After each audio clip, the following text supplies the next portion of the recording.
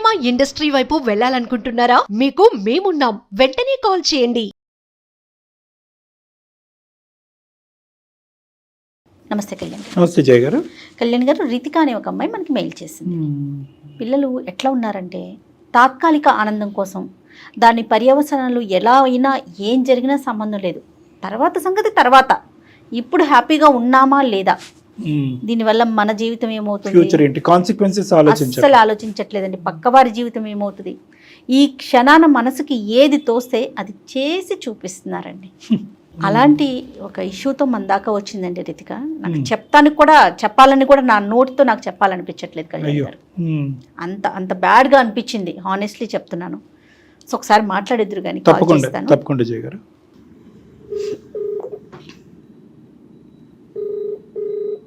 Hello hello Ritika గారమ్మా, నేను జయాని, Suman TV అందమైన జీవితం ప్రోగ్రామ్ నుంచి కాల్ చేస్తున్నాను. మేడం మీరా? థ్యాంక్ యూ మేడం, చాలా thank you so much phone చేసినందుకు. ఓకే అమ్మా, నాతో పాటు డాక్టర్ కళ్యాణ్ చక్రవర్తి గారు ఉన్నారు. మీరు మెయిల్లో ఏదైతే అంశాన్ని పెట్టారో అది పూర్తిగా ఎలాంటి అబద్ధం లేకుండా క్లియర్గా ఒకసారి డాక్టర్ గారికి చెప్పండి. Okay madam. రైట్ అమ్మ రితిక, నమస్తే సార్. చెప్పమ్మా. మా సమస్య ఏంటంటే అది ఎలా చెప్పాలో కూడా తెలియట్లేదు సార్. ఒక చిన్న మిస్టేక్ నా వల్ల జరుగుతుంది. అది మిస్టేక్ కూడా కాదు సార్, నేనే చేశాను, నా చేతిలో నేను చేశాను. ఎంతమ్మా నీ వయసు ఎంత? 26. 26. అంటే ఈ మిస్టేక్ ఏంటమ్మా, మీ జీవితంలోనా వేరే వాళ్ళ జీవితంలోనా? లేదు సార్, నేనే వేరే వాళ్ళ జీవితంలోకి వెళ్ళి వాళ్ళ జీవితాన్ని కొంచెం స్పాయిల్ చేయాల్సి వచ్చింది. చెప్పమ్మా, వివరంగా చెప్పు. నేను బెంగళూరులో సాఫ్ట్వేర్ లో వర్క్ చేసేదాన్ని సార్. ఓకేనమ్మా. అక్కడ ఒక అబ్బాయి పరిచయం అయ్యాడు, సతీష్ అని. తనకి ఆల్రెడీ మ్యారేజ్ అయిపోయింది సార్, ఒక పాప కూడా ఉంది. ఆ విషయం నాకు తెలుసు, ముందే అన్ని తెలుసు మీకు? తెలుసు సార్. కానీ పరిచయాలు పెట్టుకుంటారు. ఫస్ట్ ఫ్రెండ్స్ లానే మూవ్ అయ్యాం. తర్వాత ఉండే కొద్ది ఏంటంటే నాకు ఈ సొసైటీని చూసి, ఆ అబ్బాయిలని అందరినీ చూసి తన బిహేవియర్ కొంచెం మంచిగా అనిపించింది సార్ నాకు. పెళ్ళైన వ్యక్తి అయినా కూడా? అవును సార్. ఫస్ట్ నేను ఫ్రెండ్ అని అనుకున్నాను, కానీ అది తెలియకుండానే తన మీద అది ఇష్టం చాలా ఎక్కువైపోయింది సార్. తెలియకుండా ఎందుకు అవుతుందిలే అమ్మా, తెలిసే అయ్యి ఉంటది. ఇష్టం అంటే ఇష్టం అంటే ఇంకా తను లేకపోతే నేను ఉండలేనేమో అన్నంత పీక్స్ కి వెళ్ళిపోయింది సార్. అది నీకు ఇష్టం, అతనికి కష్టమా, ఇద్దరికి ఇష్టమేనా? నాకే ఇష్టం సార్. నేను చెప్పాను తనకి, లేదు నాకు పెళ్లి అయిపోయింది, నాకు పాప ఉన్నది, నా లైఫ్ వేరని తను నాకు చెప్పాడు. కానీ నేను తీసుకోలేకపోయాను సార్. తను లేకపోతే ఇంకా నేను ఉండలేనంత స్టేజ్ కి నేను వెళ్ళిపోయాను. అంటే ఉండలేకపోతే ఏంటమ్మా, చచ్చిపోయేంత పని? అవును సార్. అవునా? అవును సార్. బానే చెప్తున్నావు, పోన్లే నిజాయితీగా చెప్తున్నావు. ఇదంతా వన్ సైడెడ్, నీ సైడే. అవును సార్. నేను తనకు ఒక రోజు చెప్పేశాను సార్, నువ్వు అంటే చాలా ఇష్టం, అది అందరు అబ్బాయిల మీద రావట్లేదు, నీ మీద చాలా ఇదిగా వస్తుంది నాకు, నువ్వు లేకపోతే నేను ఉండలేకపోతున్నాను. ఇట్లా చెప్పిన దగ్గర నుండి తను అవాయిడ్ చేయడం స్టార్ట్ చేశాడు సార్ నాకు. అదేలేండి. నేను మెసేజ్లు చేసిన తను రిప్లై ఇవ్వకపోవడం, అంతకు ముందు చూపించిన కేరింగ్ అవంతా తను నన్ను కొంచెం అవాయిడ్ చేసేసరికి ఇంకా నేను తను తట్టుకోలేకపోయాను సార్. కేరింగ్ అంటే తను ఫ్రెండ్ గా మూవ్ అయినా నేను దాన్ని తప్పుగా అర్థం చేసుకుని అది లవ్ గా నేను ఫీల్ అయ్యాను సార్. తను అవాయిడ్ చేయడం స్టార్ట్ చేసేసరికి నేను సూసైడ్ అటెంప్ట్ కూడా చేయాల్సి వచ్చింది సార్. అటెంప్ట్లా సార్? ఒక అటెంప్టా, చాలా అటెంప్ట్లా? చాలా సార్లే చేశాను సార్. ఒకటైనా సక్సెస్ అయిందా? సక్సెస్ అయ్యంటే ఈ రోజు మాతో మాట్లాడి ఉండేదాని కాదు. సక్సెస్ అవ్వలేదు సార్. ఆత్మ మాట్లాడి ఉండేది మాతో. సక్సెస్ అవ్వలేదు, చేసుకోవడానికి కారణం ఏంటి? నిజంగా చనిపోవటానికా, లేదంటే అతని చుట్టూ ఉచ్చు బిగించడానికా? తనని నా వైపు తిప్పుకోవాలనే సార్. తిరిగాడా? చాలా నచ్చ చెప్పాడు సార్, నేను వినలేదు. నేను మెంటల్ గా ఫిక్స్ అయిపోయాను, ఇంకా తను నాకు కావాలి అని. నువ్వు మెంటల్ గా ఫిక్స్ అయ్యావా? మెంటలా నీకు? నీ ఉద్దేశం ఏంటమ్మా, పెళ్లి చేసేసుకుందావా నాతోనే? అనుకున్నాను సార్. సెకండ్ వైఫ్ గా తను నన్ను తీసుకున్నా సరే దానికి కూడా నేను రెడీ అయ్యాను సార్. సెకండ్ వైఫ్ స్థానానికి రెడీ అయ్యావు? అయ్యాను సార్. మరి ఫస్ట్ వైఫ్ ఒప్పుకోకుండా రెడీ అయిపోయావా? అది నేను అప్పుడు ఆలోచించలేదు సార్. ఫస్ట్ ఏమనుకున్నా అంటే తను నాకు కావాలి, నేను తనని దక్కించుకోవాలి. తర్వాత జీవితాలు చిరుగుతాయి. మెంటల్ నేను ఏం చేశానో కూడా నాకు తెలియదు. తనతో నేను మాట్లాడాను, తను వినట్లేదు. నాకు ఆల్రెడీ లైఫ్ ఉంది, నీ లైఫ్ వేరు, నా లైఫ్ వేరు, నీకు మంచి ఫ్యూచర్ ఉంది తను చెప్పినా లేదు నాకు నువ్వే కావాలి. ఎట్లా అంటే ఇంకా తనకు ఒక టార్చర్ లో అయిపోయాను నేను. ఫైనల్ గా అబ్బాయి నీ ఉచ్చులో పడే ముందు, అంటే నీ యొక్క హెరాస్మెంట్ లోనో శాడిజం లోనో ఇంకేం చేయలేక ఇందులో పడే ముందు ఎంత టైం పట్టిందమ్మా? ఎంతకాలం నువ్వు అతన్ని ఇలా వెంటాడావు? 1 year సార్. ఓయ్ బాయ్, ఆ అబ్బాయి నిజంగా 1 year రెజిస్ట్ చేశాడా? తప్పుగా అనుకోకమ్మా, ఇది ఫిజికల్ వాంచా లేదంటే ఫిజికల్ గా కూడా చాలా, అంటే తనని ఇంకా నేను దక్కించుకోవడం కోసం నేను చాలా ఇంకా ఎట్లా చెప్పాలంటే ఇది ఇంకా చెప్పిన తప్పులేదు సార్, చాలా దిగజారిపోయానని చెప్పొచ్చు నేను. ఎందుకంటే నేను చేసిన పని అలాంటిది కదా సార్, దిగజారిపోయానని చెప్పినా కూడా తప్పు లేదు. ఒక అమ్మాయిగా షేమ్ గా ఫీల్ అవ్వాలి నేను, కానీ నేను చేసింది తప్పు కాబట్టి దాన్ని నేను ఒప్పుకుంటున్నాను సార్. ఈ అబ్బాయితోనేనమ్మా ఇంక ఇలా అడుగుతున్నాను పచ్చిగా, ఇంకా చాలా మంది ఉన్నారు పెళ్ళైన మగవాళ్ళు? లేదు సార్, తనకు పెళ్ళైందని తెలుసు కూడా తనని చాలా ఇష్టపడ్డాను, అది తప్పే సార్ నాకు ఈ తెలుసు. స్పీడ్ లో నీకు ఎవరు చెప్పలేదా? అమ్మ నాన్న గాని, ఫ్రెండ్స్ గాని, స్నేహితులు గాని? చెప్పారు సార్, నా ఫ్రెండ్స్ చెప్పారు, కానీ నేను ఫిక్స్ అయిపోయాను తను నాకు కావాలి అని. దీన్ని పిచ్చి అంటారు అని చెప్పారా నీకు ఎవరైనా? చెప్పారు మేడం. వాళ్ళ భార్యకి తెలిసి నువ్వు కావాలా, వాళ్ళ భార్య తెలియకుండా నువ్వు కావాలా? నువ్వు కాదు, అతను. అంటే నేను ఫస్ట్ ఏమనుకున్నానంటే ఎవరికి తెలియకుండా మెయింటైన్ చేద్దామని అనుకున్నాం సార్. నేను ఇట్లా సూసైడ్ చేసుకోవడం ఇవన్నీ చేయడం వల్ల ఇక తను కూడా నేను నిజంగానే చనిపోతాను అనుకున్నాడేమో తెలియదు సార్. ఓకే చెప్పాడు తను. బ్లాక్ మెయిల్ ప్రేమ అంటారు దీన్ని. అపార్ట్మెంట్ లో ఉండేవాళ్ళం సార్ ఇద్దరం, ఒక ఫ్లాట్ తీసుకుని ఉంటున్నాం ఇద్దరం, జాబ్ చేసుకునే వాళ్ళం, మంచిగా ఉండేవాళ్ళం. అట్లా ఒక 5 months కంటిన్యూ అయ్యాం సార్. ఒక రోజు తను ఊరెళ్ళాడు, ఊరెళ్ళాక మా ఇద్దరు ఫొటోస్ అవి వాళ్ళ వైఫ్ ఎలా చూసిందో తెలీదు, వాళ్ళ వైఫ్ ఫొటోస్ చూసింది. చూసి నా నెంబర్ తను ఎలా తీసుకుందో లేదు నాకు కాల్ చేసింది సార్. తను ఎవరు నువ్వు ఏంటి మెసేజ్లు అవన్నీ చూసిందో లేదో నాకు తెలియదు సార్, అన్ని చూసినట్టే నాతో మాట్లాడింది సార్. తను నువ్వెవరు ఏంటి అసలు ఏమనుకుంటున్నావు, నాకు ఒక పాప ఉంది, నా లైఫ్ ఏంటి, నీకు ఎవరు దొరకలేదా, నా హస్బెండ్ దొరికిందా అని కొంచెం గలీజ్ గానే మాట్లాడింది సార్. ఆమె మీ పెళ్లి చేస్తాను రండి అనందా, నిన్ను బయటకు లాగుతాను, నువ్వు ఎక్కడ ఉంటావు ఏంటి, నీ అడ్రస్ ఏంటని నాతో చాలా ర్యాష్ లో మాట్లాడింది సార్. 1 hour మాట్లాడింది.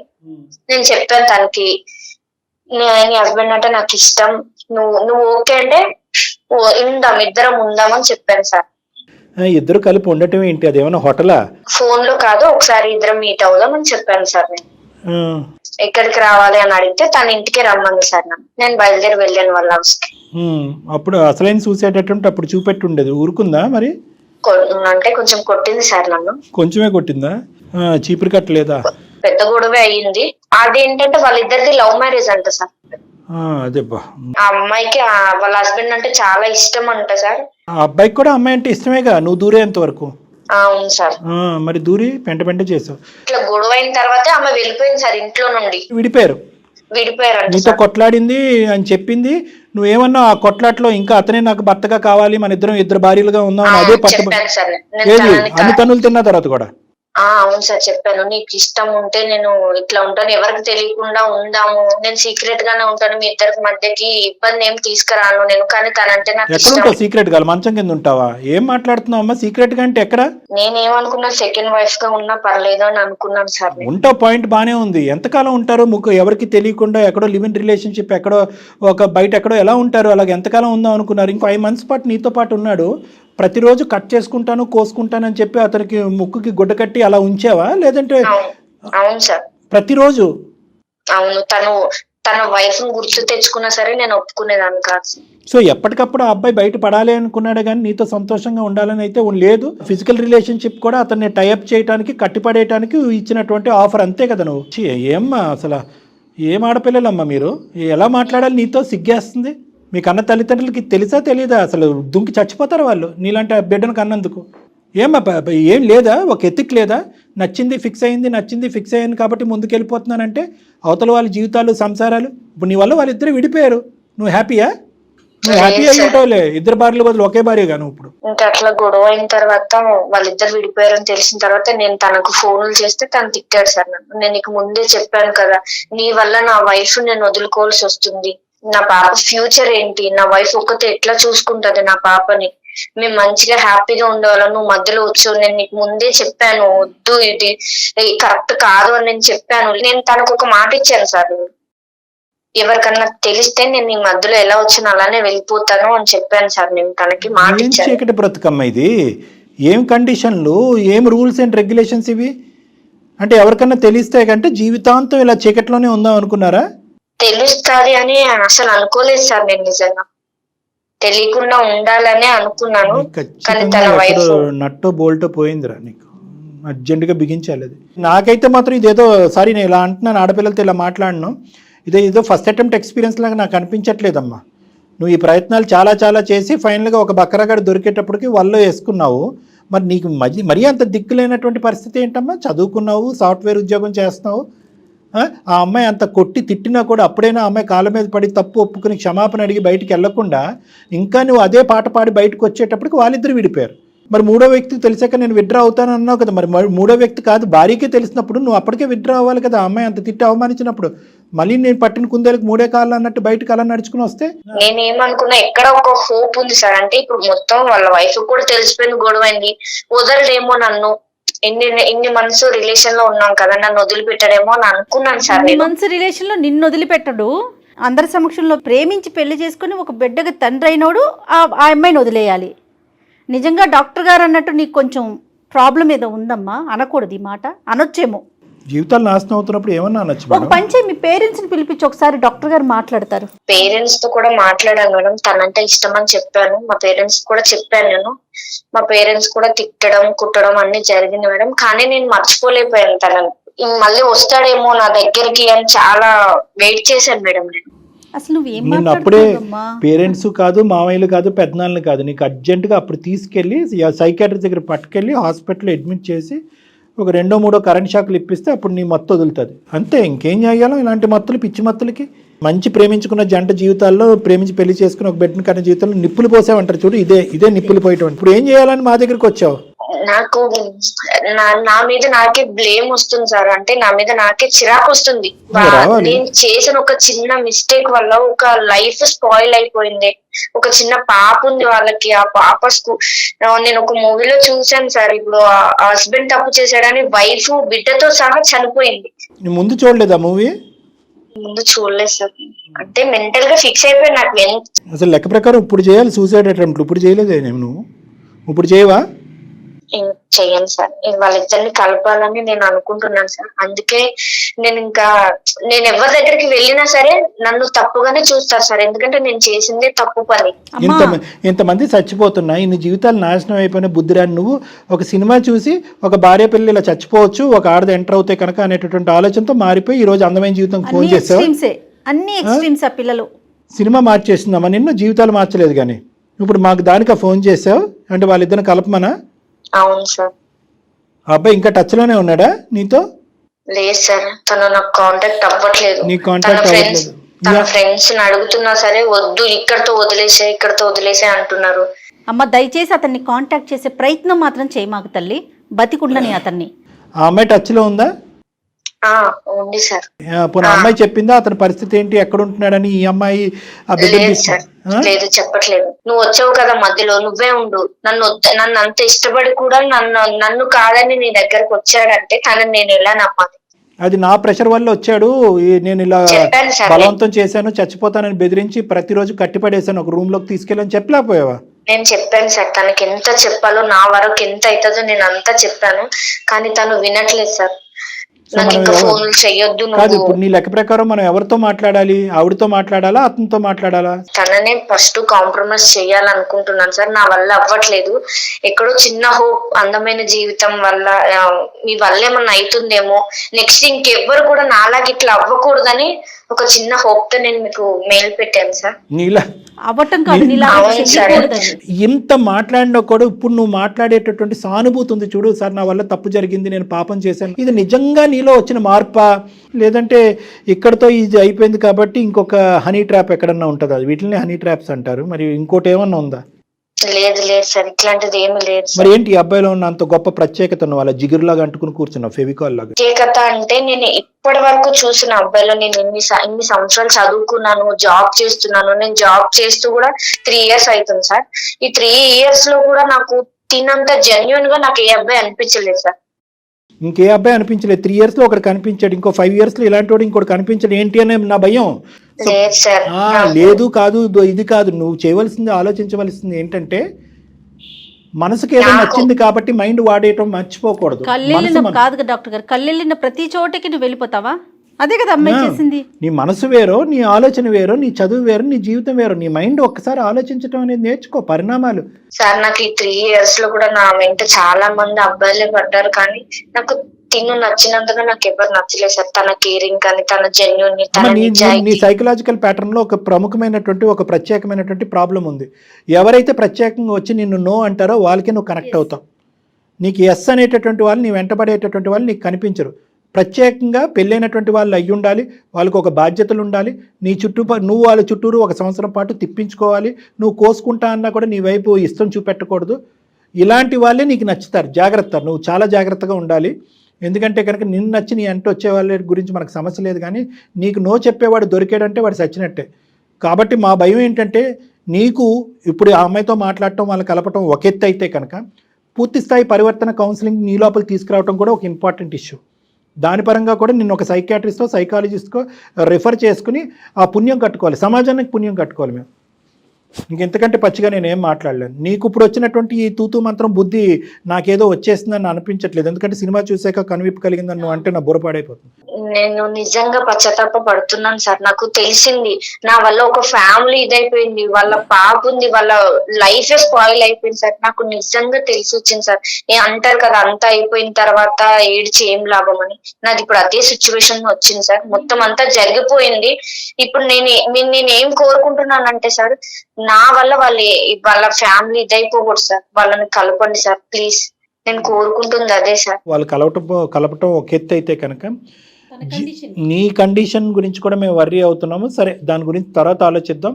దే గురించి అయితే కనుక నువ్వు ఈమెయిల్ పంపించు. నిజంగా ఈరోజు ఈమెయిల్ అమ్మా, ఈమెయిల్లో ఉన్న కంటెంట్ వివరించడానికి జయ మేడం చాలా ఇబ్బంది పడ్డారు ఈరోజు. కానీ అటువంటి ఇబ్బందికరమైనటువంటి పరిస్థితి కూడా ఈరోజు నువ్వు బాధితురాలిలాగా మేము ఈ కేసు డీల్ చేయట్లేదు. సర్వసహజంగా మనకు ఫోన్ చేసేటటువంటి వాళ్ళు బాధితులు. ఇక్కడ నువ్వు బాధితురాలి కింద మేము టేకప్ చేయట్లేదు. నువ్వు కోరుకుంటున్నటువంటి వేరే వాళ్ళ యొక్క బాధితులు ఎవరైతే ఉన్నారో వాళ్ళ సిచ్యువేషన్ రెక్టిఫై చేస్తాం, ఆ కుటుంబాన్ని కలపడానికి ఒక ప్రయత్నం చేస్తున్నాం. కానీ దాంతోపాటు నువ్వు మారటం అనేది కూడా చాలా ఇంపార్టెంట్. ఆ విధంగా కూడా నువ్వు ఫ్యూచర్లో కౌన్సిలింగో ట్రీట్మెంట్కో వెళ్తాను అనేది కూడా నువ్వు ప్రామిస్ చేయాలి. ఎవరితో మాట్లాడదామమ్మా? అతనితో మాట్లాడదామా లేకపోతే అమ్మాయితో మాట్లాడదామా? మేడం అక్కతో మాట్లాడదాం. అక్క తర్వాత మళ్ళీ బావతో మాట్లాడతావేమో. వద్దులేమ్మా, చెల్లెళ్ళు వద్దు తల్లి, రిలేషన్స్ వద్దు, అలాంటి కాంటాక్ట్స్ వద్దు. అమ్మాయి పేరేంటి? పద్మ మేడం. పద్మలాగే ఉంది. ఇప్పుడు రిలేషన్షిప్ కలపొద్దు. ఆ రిలేషన్ వద్దు, ఈ రిలేషన్ వద్దు. అసలు వద్దన్నదే అక్క అని. కలపమ్మ, కనెక్ట్ చేయి ఒకసారి. మరి ఓకే, మీకు అర్థమైందా కళ్యాణి గారు నేను ఈ మెయిల్ చెప్పలేకపోతున్నానని ఎందుకన్నాను అంటే అందులో ఆ అమ్మాయి వయస్సు, మాట్లాడే తీరు, మెచ్యూరిటీ కాస్త ఏదో ఇబ్బంది ఉన్నట్లుందండి. నాకు అట్లా అనిపించింది. The person you are speaking with has put your call on hold. Please stay on the line. आप जिस व्यक्ति से बात कर रहे हैं. హలో అక్క, నేను రితికాని. రితికానా? నేను అక్క రితికాని, సతీష్ ఎక్స్. ఎందుకు ఫోన్ చేస్తున్నావు నాకు? ఏమవసరం? ఇంకేం చేయాలనుకుంటున్నావు నువ్వు? అసలు నువ్వు మాట్లాడకు. అసలు నాకు ఎందుకు కాల్ చేసినావు నువ్వు? ఇంకెంత ఫోన్ చేయకని చెప్పిన నేను నీకు. నువ్వు ఎందుకు ఫోన్ చేస్తున్నావు? నేను మళ్ళీ నీ లైఫ్ లోకి రావాలని అనుకోవట్లేదు అక్క. నువ్వు అన్ని చేసినావు, అయిపోయింది. ఇంకా అయిపోయింది. ఇంకేం చేయాలనుకుంటున్నావు? ఇంకేమైనా ఉందా చేసేది? ఇప్పుడు బజార్ లో పడినాం, ఇంకెక్కడైనా పెడతామని చూస్తున్నావా? మీరు నా పాప కోసమైనా నేను కొన్ని రోజులు బ్రతకాలి కదా, అట్లా కూడా బ్రతకనియరా ఇంకా మీరు? అక్క నీ లైఫ్ నా వల్లే స్పాయిల్ అయ్యింది. దాన్ని నేను చెయ్యాలనుకుంటున్నాను. నువ్వు తన వల్ల నాకు అవసరం లేదు. నాకు అవసరం లేదు. మీ ఇద్దరిని వదిలేసిన నేను. మీరు లవ్ బర్డ్స్ లెక్క తిరగండి, నాకు అవసరం లేదు. నేను మీ మధ్యలో ఎంటర్ గాను. అర్థం చేసుకుంటున్నావు. ఇవన్నీ చెప్పు నాకు. అందుకే మోసం చేసిల్లా? నాకంత హృదయం లేదమ్మా, నాకంత హృదయం లేదు. అక్క ఒక్కసారి నేను చెప్పేది విన్నాక. నువ్వు అక్కవతే, నీకు అక్కవతి ఎవరివి అసలు? నువ్వు నాకు ఏమనుకుంటున్నావు? ఏమని మాట్లాడుతున్నావు నువ్వు? ఏమన్నా అనాలి నిన్ను? అసలు నిన్న చెల్లని నేను అనుకోవాలనుకుంటున్నావు నువ్వేమన్నా? పద్మగారు, అక్కని మానేసి నన్ను పిలవకు. పద్మగారు నమస్తే అండి. హలో, సారీ అమ్మా, మీ కాల్ మధ్యలోకి వచ్చాము. మేము మధ్యలోకి రాలేదులేండి, ముందు నుంచే. ఎవరండి? నమస్తే అమ్మా, నా పేరు డాక్టర్ కళ్యాణ్ చక్రవర్తి అమ్మా. మేము అందమైన నమస్తే సార్. నమస్తే అమ్మా. సుమన్ టీవీ అందమైన జీవితం అనే ఒక కార్యక్రమం ఉంది, మీరు చూసే ఉంటారు. మీరెందుకు చేశారు సార్ నాకు? మేమేం చేయలేదమ్మా. అమ్మ మేము చేయలేదు, దయచేసి మా ఆలోచనని అపార్థం చేసుకోకండి. కొద్దిగా ఓపిక 2 నిమిషాలు వింటే మీకు పూర్తిగా అంతా అర్థం అవుతుంది. అప్పుడు నచ్చితే కాల్ ఉంచుదురు కానీ, లేదంటే మాకు చెప్పకుండా కూడా కట్ చేద్దరు కానీ. సార్ చెప్పేది విన్నాక నువ్వు అసలు మాట్లాడుతున్నావు. ఒక్క నిమిషం రితిక, నువ్వు అక్క అని పిలిచిన, విను అని చెప్పిన, బాగుండండి అని చెప్పిన, ఏదన్నా రామ అంటే బూతులాగా వినిపిస్తుంది అందరికీ. కాబట్టి నువ్వు వచ్చినటువంటి ఉద్దేశం మంచిదైనా కూడా ఈరోజు నిన్ను అక్కడ బ్రేక్స్ వేసి అక్కడ ఆపుతున్నావు. నువ్వు ఏది కూడా కాంట్రిబ్యూట్ చేయడానికి ట్రై చేయొద్దు. ఇది కంప్లీట్గా పద్మగారి ఎరీనాలో ఉన్నటువంటి సబ్జెక్ట్. ఇది ఆవిడ ఇష్టమైతే ముందుకు వస్తుంది, కష్టమైతే విత్డ్రా అవుతుంది. నువ్వు దయచేసి బతిమాలి ఇంకా పరిస్థితిని ఇంకా హీనంగా చేసేటటువంటి కార్యక్రమం చేయొద్దు. పద్మగారు, మేము అందమైన జీవితం నుంచి నేను డాక్టర్ కళ్యాణ్ చక్రవర్తి, నాతో పాటు జయ గారు ఉన్నారు, నమస్తే అండి, సీనియర్ హోస్ట్. మేము ఇక్కడ ఒక్కటేనమ్మా, ఇక్కడ మేము మాట్లాడేది ఏంటంటే చాలా ఒక అసభ్యకరంగా, ఒక అసహ్యంగా, తల్లిదండ్రులు, సభ్య సమాజం అందరూ తలదించుకునేటటువంటి విధంగా ఒక అమ్మాయి చేసినటువంటి తప్పుకి ఆ అమ్మాయి ఎన్నిసార్లు క్షమాపణ చెప్పినా ఆ అమ్మాయి తరపున మేము సభ్య సమాజం తరపున మీకు క్షమాపణ కోరుకుంటున్నాం. ఎందుకంటే పచ్చగా ఉన్నటువంటి ఒక కాపురం ఈరోజు విచ్ఛిన్నం అయిపోయింది, అతి దారుణమైన పరిస్థితికి వెళ్ళిపోయింది అనేది మేము మనస్ఫూర్తిగా చింతిస్తున్నాం, బాధపడుతున్నాం. తల్లి, జరిగినటువంటి కథ అంతా కూడా మేము ఈ అమ్మాయి మాటల్లో విన్నాం. మీ వరకు ఏం విన్నారు అనేది, ఎందుకు మీరు మనస్తాపం చెందారు, మీరు ఏం కోరుకుంటున్నారు, ప్రస్తుతం మీ భర్త గారి యొక్క పరిస్థితి, మీరు ఎక్కడున్నారు, బెడ్ ఎక్కడుంది, ఇవి కొద్దిగా మాకు వివరించండి అమ్మ, ఒక 2 నిమిషాలు. నేను ఒక 2 మినిట్స్ మాట్లాడతాను. Please, your most. అసలు జరిగింది ఏంటంటే సార్, నేను మా హస్బెండ్ ఇంతకు ముందు ఇక్కడ హైదరాబాద్ లో ఉండేవాళ్ళం సార్. ఇక్కడ మాది లవ్ మ్యారేజ్ సార్. మేమిద్దరం ఒక 1 year వరకు, 1.5 year వరకు లవ్ చేసుకుని పెళ్లి చేసుకున్నాం సార్. పెళ్లి కూడా మా పేరెంట్స్, నేను వాళ్ళు ఒప్పుకోకపోయినా నేను వాళ్ళని ఒప్పించి మరి మ్యారేజ్ చేసుకున్నాను సార్. చేసుకున్నాక మేము బెంగళూరులో వెళ్ళిపోయాం సార్. అక్కడికి షిఫ్ట్ అయిపోయాను. నాకు ప్రెగ్నెన్సీ వల్ల నేను జాబ్ ఆఫ్ చేసాను సార్. కొంచెం నాకు బెడ్ రెస్ట్ వల్ల నేను హైదరాబాద్ కి, ఇక్కడికి మా ప్రాపర్ వచ్చి హైదరాబాద్ సార్. నేను హైదరాబాద్ మా మమ్మీ వాళ్ళ దగ్గరికి వచ్చినాను సార్. డెలివరీ కోసం వచ్చి కొంచెం నాకు హెల్త్ బాగాలేక ఇక్కడికి వచ్చినాను. మా హస్బెండ్ అక్కడే ఉన్నారు. మీ పుట్టింటికి వచ్చాను మేడం. నేను ఇక్కడికి వచ్చినాక మా హస్బెండ్ అక్కడే జాబ్ చేస్తున్నాడు. నాకు రోజు కాల్ చేసేది. చాలా బాగుండేది మేడం. మేము మా లైఫ్ చాలా అంటే చాలా హ్యాపీగా మూవ్ అయింది మేడం.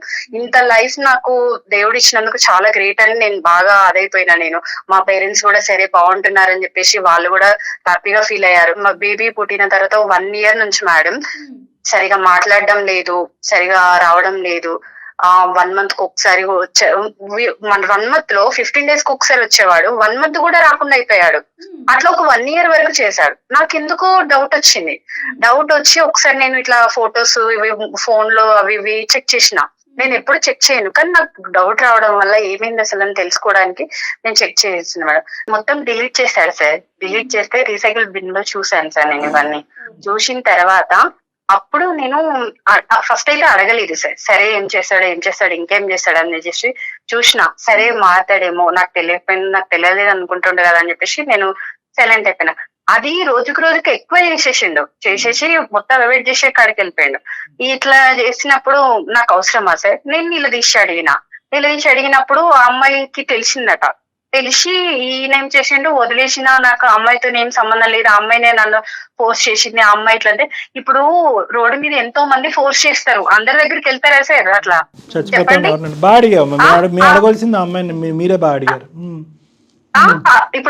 ఇప్పుడు నా లైఫ్ గురించి ఆలోచించాలి కదా. నేను ఆయన నమ్ముకొని వచ్చిన కదా సార్, నా పేరెంట్స్ ని వదులుకొని. ఇప్పుడు తను రమ్మన్నదని తన దగ్గరికి వెళ్ళిపోతాడు. అంటే నేను ఎట్లా కనిపిస్తున్నాను దానికి? అట్లా చేయడం పద్ధతి అవుతుంది సార్. నా సిచ్యువేషన్ నుండి ఆలోచించండి సార్. నా పేరెంట్స్ కి ఏం చెప్పాలి నేను? ఇవన్నీ అంటే మోసం చేయడానికి నన్ను పెళ్లి చేసుకుంది అయినా. అక్క తను నిన్న మోసం చెయ్యలేదు అక్క, నేనే తన. నువ్వు మాట్లాడకు. నాకు టైం ఇచ్చినప్పుడు నేను మాట్లాడుతున్నా కదా. నువ్వు ఎందుకు మాట్లాడుతున్నావు మధ్య మధ్యలో వచ్చి?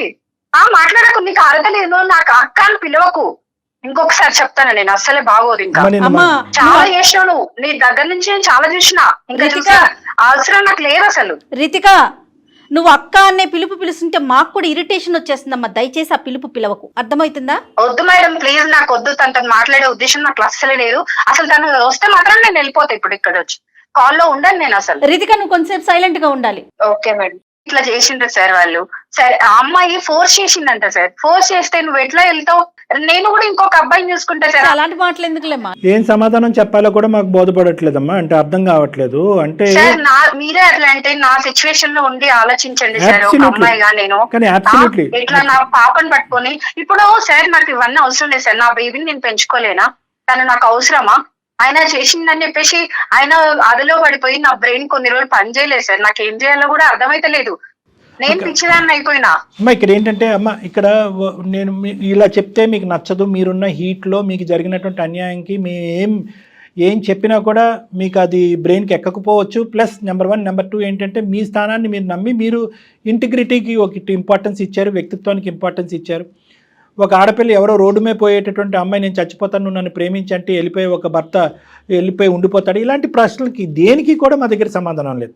దేనికి కూడా మా ఎలా దగ్గర ఉంటది సార్, ఎలా ఉంటాయి చెప్పండి? అసలు చేసేది కరెక్ట్ అయితే మనం కరెక్ట్ అనుకోవచ్చు సార్. కానీ ఈ రోజు పద్మ ఈ రోజు అది వాళ్ళు చేసింది ఏం కరెక్ట్ కదమ్మా. ఇంకా పచ్చిగా చెప్పాలంటే బూతు పని అది, ఓకేనా? అతను ఈ అమ్మాయి 70% చేస్తే మీ ఆయన 30% చేసాడు. నోట్లో ఏలు పెడితే కొరకన బ్యాచ్ కూడా కాదు. ఇలా ఒక ఆడపిల్ల వచ్చి పరిచయమైనటువంటి కొన్ని రోజులకే ఫ్రెండ్షిప్ రిలేషన్షిప్ అని చెప్పి నా మెడమే కత్తి పెట్టిందే, నాతో పాటు కాపురం చేస్తావా సస్తావా, సీక్రెట్గా 2 భార్యల కింద ఉందాము అని ప్రపోజల్ చేస్తుంది అంటే కనుక అతను గర్జించి అడిగేటటువంటి ధైర్యం లేకపోతే మిమ్మల్ని వచ్చి అడుగుతుంటే కనుక మీరు చీపురు కట్ట తిరగేసి 2 వాయించుండేవారు కదా. అప్పుడే ఈ అమ్మాయిని సెట్ అయిపోయి ఉండదు మొత్తం అంతా కూడా. అలా చెప్పకుండా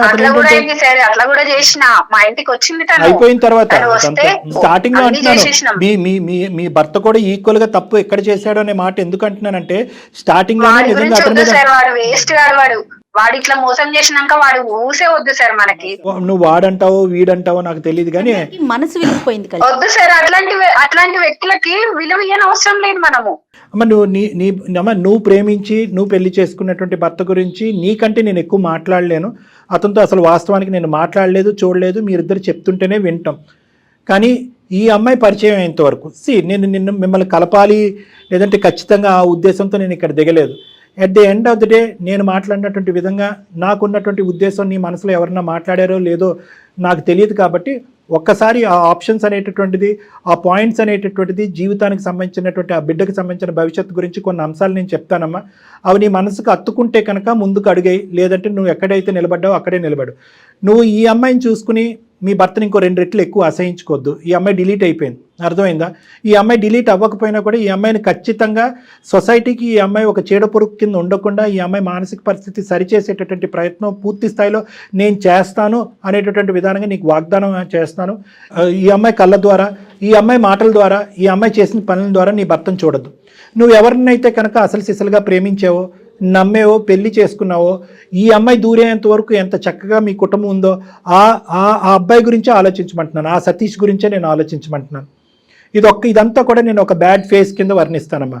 లేదండి సతీష్ యొక్క ఆలోచనలో కూడా బలహీనత ఉంది. ఈ అమ్మాయి కాదు, అంతకుముందు కూడా అతని వ్యక్తిత్వంలో లోపాలు ఉన్నాయి, చాలా వీక్నెసెస్లో చాలా సందర్భాల్లో వేరే ఆడపిల్లలు కూడా ఇతన్ని ట్రాప్లోకి వెళ్ళాడని అనుకుంటే వేస్ట్. చరిత్ర చెప్పట్లేదు. నువ్వు తప్ప అతని జీవితంలో ఎవరూ లేరు, నిన్నే ప్రేమించాడు, స్వచ్ఛంగా పెళ్లి చేసుకున్నాడు, హ్యాపీగా బిడ్డను కానీ హ్యాపీగా ఉన్నారు. ఈ అమ్మాయి మామూలుగా పీడీ కాదమ్మా, personality disorder, narcissistic personality disorder అంటారు. వీళ్ళు ఎలాంటి భయంకరమైనటువంటి అంటే 100 మందికి ఇలాంటి ఆడపిల్లలు 3 ఉంటాయి.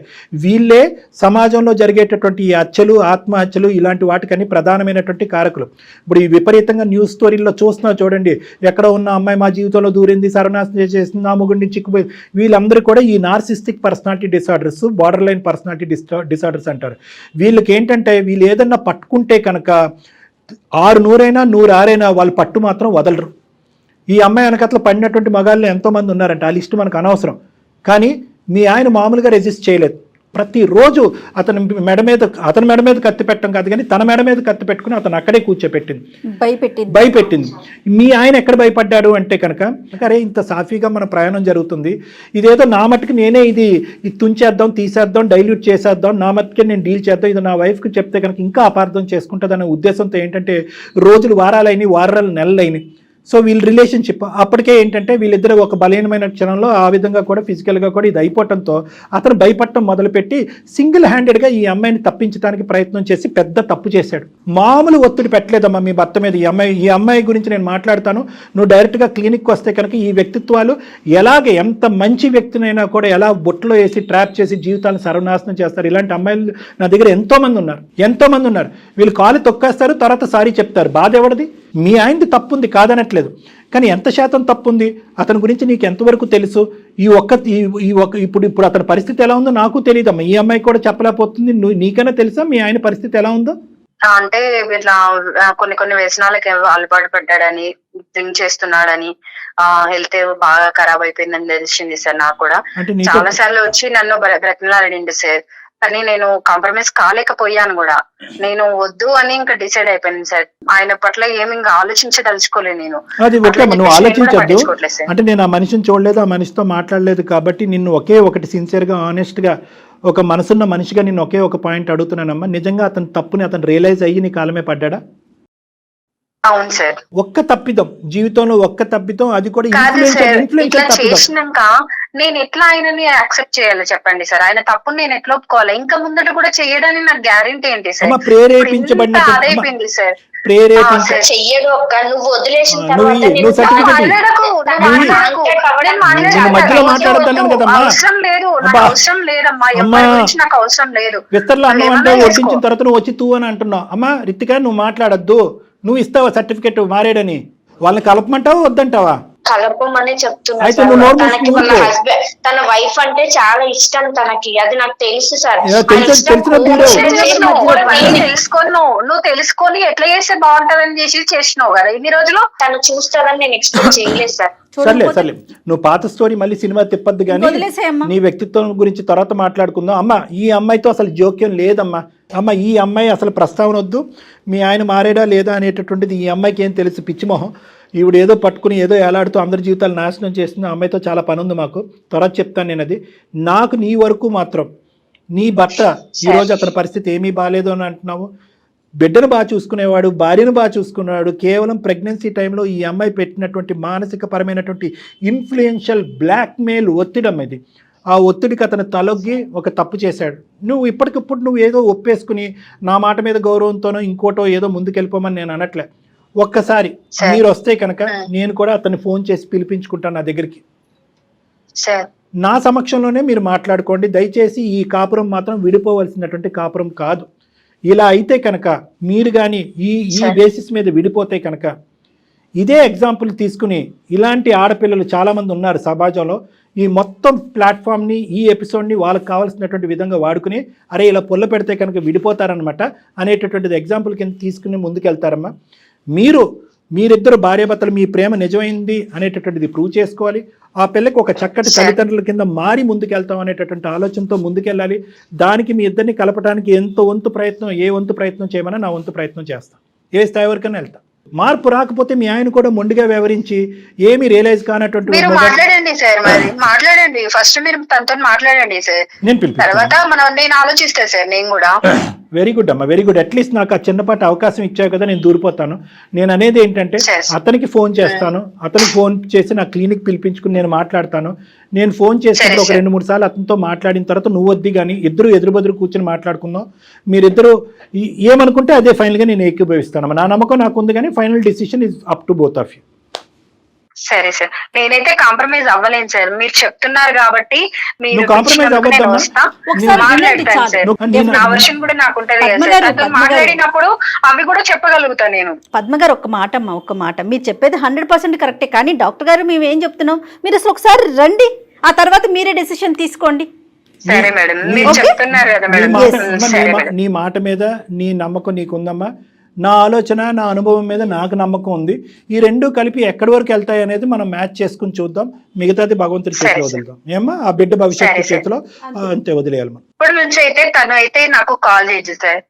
అది శూర్పణఖ సార్, శూర్పణఖ.